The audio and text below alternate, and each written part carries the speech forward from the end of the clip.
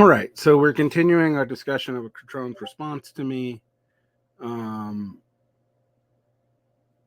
So let's look into that a little bit. We're only going to talk today about one source, and that is Marx's letter to Ruga on September 1843.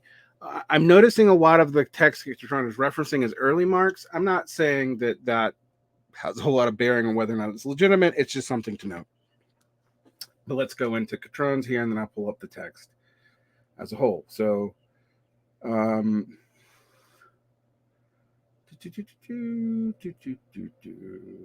let's first here go to the comment. All right. Therefore, I am not in favor of raising any dogmatic banner. On the contrary, we must try to help the dogmatists to clarify the positions for themselves. Thus, communism in particular is a dogmatic abstraction, in which connection, however, I am not thinking of some imaginary impossible communism, but actually existing communism as taught by Cabet, Desami, Ludwig, etc. This communism is itself only a special expression of the humanistic principle. An expression is still infected by its antithesis, the private system. Hence, the evolution of private property and communism are by no means identical. And it is not identical, but inevitable that communism has seen other socialist doctrines, such as those of Fourier, Proudhon, etc., arising to comfort it because it itself is only a special one-sided realization of a socialist principle. The whole socialist principle is in its turn only an aspect concerned with the reality of the true human being. We have to pay just as much attention to other aspects, to the theoretical existence of man, and therefore to make religion, science, etc. all objects of our criticism. Okay, so everything has to be criticized. This is a constant theme in Marx, but let's go into the full letter. So I'm going to share that with you as well. I'm not quite sure how this supports anything that Cutrone said about Trump, but nonetheless, we'll continue to take this seriously. So here's the actual letter.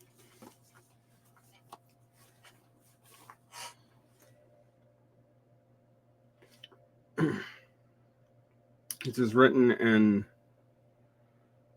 September of 1843, and it was published in 1844. So this is actually published in Marx's lifetime. This is the third in a series of letters Marx, at age 25, wrote to his friend Arnold Ruga during 1843. It is also the last in the 8-letter exchange. Marx and Ruga would include an entire series in the first and only edition of their joint venture, the Deutsch Französisches Jahrbuch, in February of 1844. Marx is relying to Ruga's previous letter, in which Ruga proclaimed himself an atheist and a vigorous supporter of the new philosophers. Quote, I'm very pleased to find you so resolute and to see your thoughts turning away from the past and towards a new enterprise. In Paris, then, the ancient bastion of philosophy, Absit Oman, may this be no ill omen, and the modern capital of the modern world. Whatever is necessary adapts itself. Although I do not underestimate the obstacles, therefore, I have no doubt that they will be overcome. Our enterprise may or may not come about, but in any event, I shall be in Paris by the end of the month, as the very air here turns one into a serf, and I can no longer see openings for free activity in Germany. In Germany, everything is suppressed by force, a veritable anarchy of spirit, a reign of stupidity itself, which has come upon us, and Zurich obeys orders from Berlin. It's becoming clearer every day that independent thinking people must seek out a new center. I am convinced that our plan would satisfy a real need, and real needs must be satisfied in reality. I have no doubts once we begin in earnest. In fact, the internal obstacles seem almost greater than external difficulties. For even though the question where from presents no problem, the question where to is a rich source of confusion. Not only has universal anarchy broken out among the reformers, but also every individual must admit to himself that he has no precise idea what ought to happen. However, this very defect turns to an advantage of a new movement, for it means that we do not anticipate the world with our dogmas, but instead attempt to discover the new world through the critique of the old. This is the via negativa that Marx is often accused of. Hitherto, philosophies have left the keys to all riddles in their desks, and the stupid, uninitiated world had only to wait around for the roasted pigeons of absolute science to fly into their open mouths.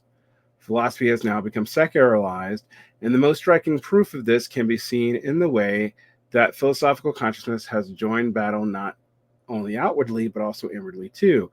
If we have no business with the construction of the future or with organizing it for all time, there can still be no doubt that the task confronting us at the present, the ruthless criticism of the existing order. Ruthless in that it will shrink neither from its own discoveries nor from conflict with powers that be.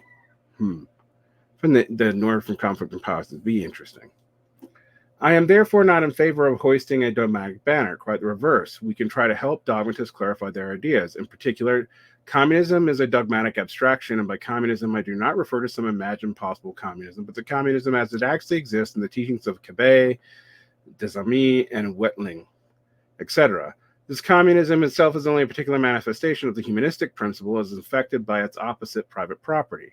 The abolition of private property is therefore no means identical with communism, and communism is seen by other social theorists, such as those of Fourier and Proudhon, rising up in opposition to it, not fortuitously but necessarily, because it is only a particular one-sided realization of the principle of socialism. So this is the Cutrone quote. I think he used a slightly different variant translation. And by the same token, the whole principle of socialism is concerned only with one side, namely the reality of the true existence of man. We only have to concern ourselves with the other side, i.e. man's theoretical existence, and make his religion and science, etc., into the object of our criticism. For we wish to influence our contemporaries above all. The problem is how to best to achieve this. In the context, there are two uncontestable facts. Both religion and politics are matters of very first importance in contemporary Germany. Our task must be to latch on to these as they are and not to oppose them with any ready-made systems such as The Voyage in Ikari, a recently released book by Etienne Cabet, describing a communist utopia. That's an editorial note. Reason has always existed, but not always in its rational form. Hence, the critic can take his cue from every existing form of theoretical and practical consciousness, and from this ideal and final goal implicit in the actual forms of existing reality, he can deduce a true reality. Now, as far as real life is concerned, it's precisely the political state which contains the postulates of reason in all modern forms, even where it has not been conscious repository of socialist requirements. But it does not stop there. It is consistently assumed that reason has been realized, and not just as it's become embroiled at every point in conflict between its ideal vocation and its actual existing premises. The internecine conflict in the political state enables us to infer the social truth. Just as religion is a table of contents of the theoretical struggles of mankind, so the political state enumerates the practical struggles. Thus, in a particular form and nature of the political state contains all social struggles, needs, and truths within itself. It is therefore anything but beneath its dignity to make the most specialized political problem, and such as the distinction between representative system and the estate system, into the object of its criticism.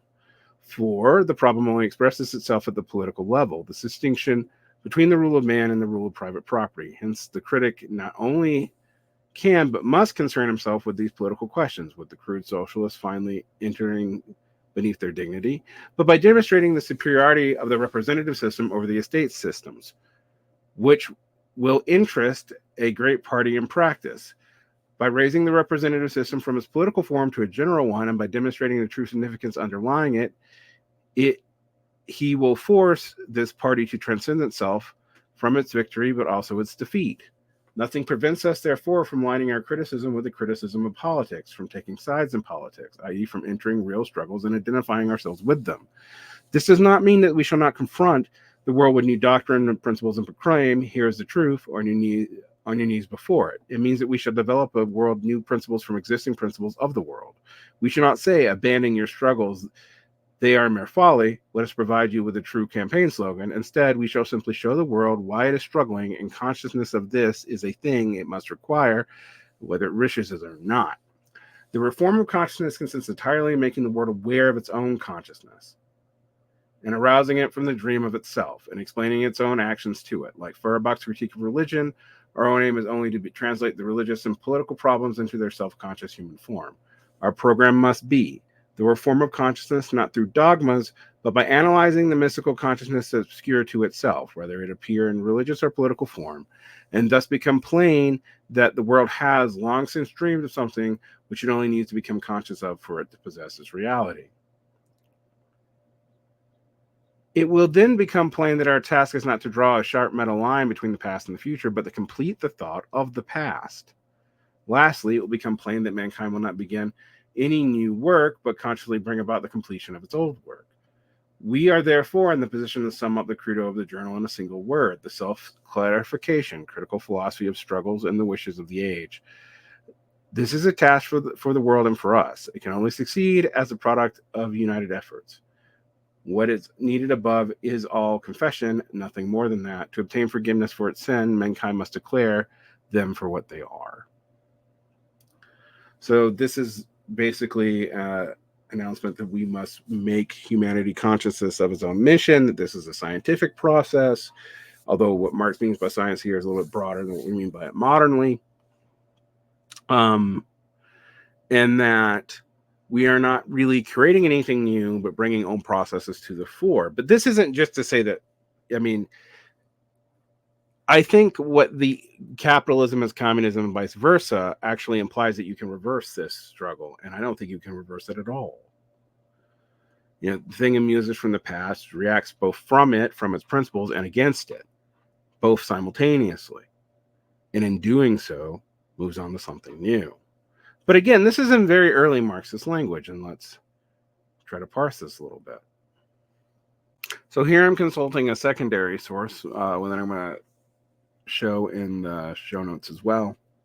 On Marx's final letter to Arnold Ruge. This is by Der Academic,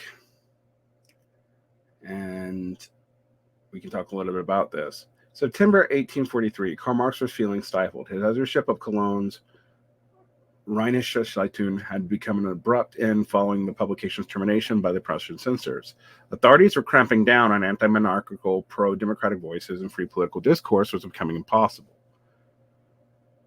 I do think that the idea that the executive should be its own monarch is really kind of weird to voice from these texts, but nonetheless, for people who forget what's at stake in these citations and why they're being cited.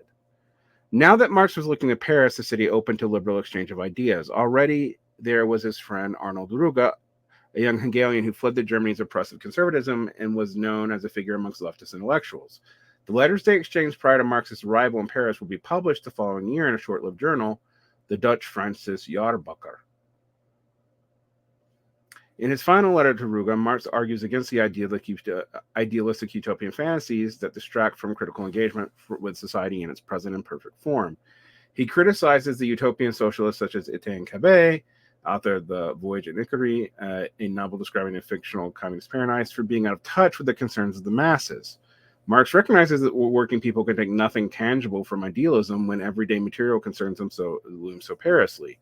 Real needs, he declared, must be satisfied in reality. Stories, however sensible, cannot fill empty stomachs.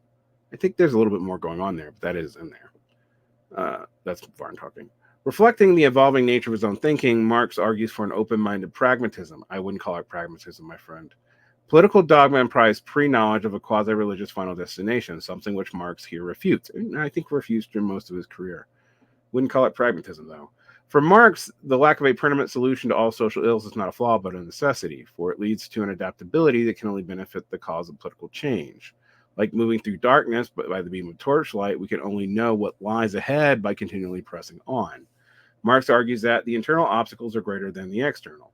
Their failures result more from fragmentation amongst political allies than the actual strengths of oppressive forces.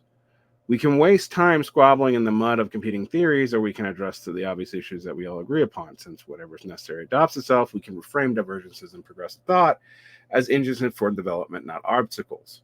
Marx sought to unite leftist thinkers, and holding the future could only come into being dialectically. We ought not to anticipate the world with our dogmas, but instead attempt to discover the new world through the critique of the old.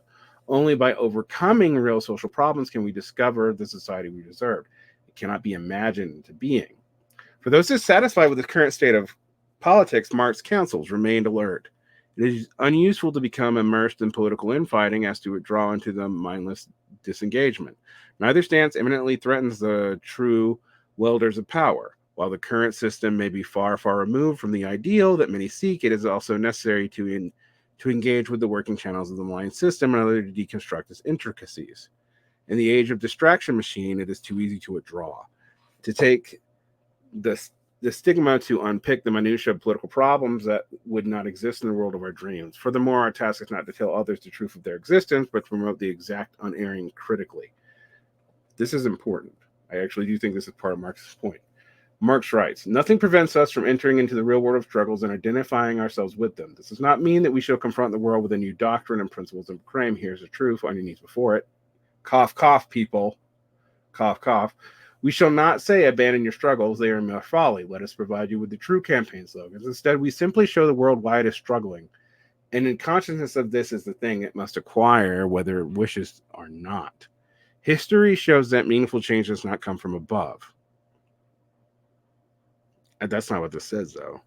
This doesn't say anything about the directionality of meaningful change. Mass consciousness of the need for change is the sole driver of change. Without it, change becomes dictatorial and dogmatic. Young Marx recognizes that sloganeering would only stagnate the cause of progress, that this can only come from cognizant subjects engaged in real situations, not from fanciful rhetoric. All right. So that does not actually, if we accept this, and I think this is a fair explication of what's going on in the letter. I reused it because it's clear. I think it is a little liberal. I don't think, for example, Marx is actually talking about pragmatism the way that most modern English speakers would mean the term. But that the completion of old ideas comes from critique of the old ideas to live up to what they could promise. You know, as bourgeois society is a critique of feudal society, it emerges from it, but is separate from it. So socialist society emerges from it, but is separate from it. But we are answering the questions of bourgeois society, the obvious contradictions of private property as discussed in the economic and philosophical manuscripts, etc. Now, one question we have is, does Marx maintain this throughout his life? And that's a good question.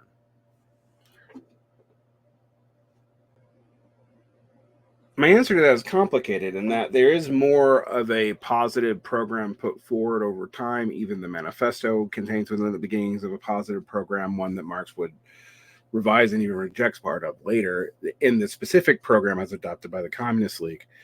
I think we have to be willing to say that there's both continuity and rupture here and kind of follow that out. But that most of the things implicated here do seem to be pretty much through lines to all of Marx's thought. Does it lead to Cutrone's conclusions? I don't know. I can't see how this is actually tied into the argument made about Trump in specific, other than him saying that capitalism and communism, are the same thing, which I think the charitable reading is he's saying that the contradictions that already exist in capitalism and the social labor implied by the joint stock company and the problems created by the private property and the manifestation of capital as a means beyond your individual tools and as a social agency, which is now owned by private individuals. These are all contradictions which communism fixes what emerges in the prior society. Not sure that's the same as saying it's the same thing, though. And that's going to be that might be merely semantic because it's not clear to me in reading Cutrone's nuancification of what he's saying that he is saying they're exactly the same thing either. It's shorthand. Problematic shorthand. We'll get to that later on, but at least now we have the structure of the argument. Now we have a couple more Marx quotes to deal with from Cutrone and also some things for me to read about Marx's relationship to Hegel from Marx himself before we stop these series here, and then I'll start a new series on a particular text. But since I'm going through and trying to answer these as rigorously as possible and present Chris as fairly as possible without any passion, I think it was funny when someone's like, you're yelling at your man in your bedroom. This is not my bedroom. This is also not my basement. This is my office, where I set aside to work. Yelling at a person who isn't there. Marx wasn't there with Ruga. Those kinds of yelling at people is kind of funny as a critique because that's the primary thing Marx did was write letters between each other and occasionally take positions politicizing within institutions but most of it was polemical and theoretical, or journalistic. That's the primary thing he did. All right, so I'm not seeing how that's a criticism either, and it's not a particularly cogent one. But we're going to try to be as fair as possible, and you will note that this is probably calmer. The results of the unitary executive theory have now been settled by the Supreme Court anyway, and Cutrone gets what he wants there. And let's be fair, they're already implied in things that have been happening juridically for a while. While this does absolve Nixon and Reagan and Clinton in a lot of ways, it also basically is a tendency that has been happening in the presidency since Eisenhower, and was kind of codified informally when there was no legal responsibility for Obama using drone strikes on American citizens abroad. So de facto, we are already at a point where the unitary executive theory, even though I don't think it's constitutional at all, nor do I think it reflects the general whim of society, only part of it fragmentally understood and projected upon. I think it was already kind of a fact now. But a lot of people who have fought it for a long time are now endorsing it because reasons. I guess at the end of the day, people are more Smithians than they realize. Have a good day.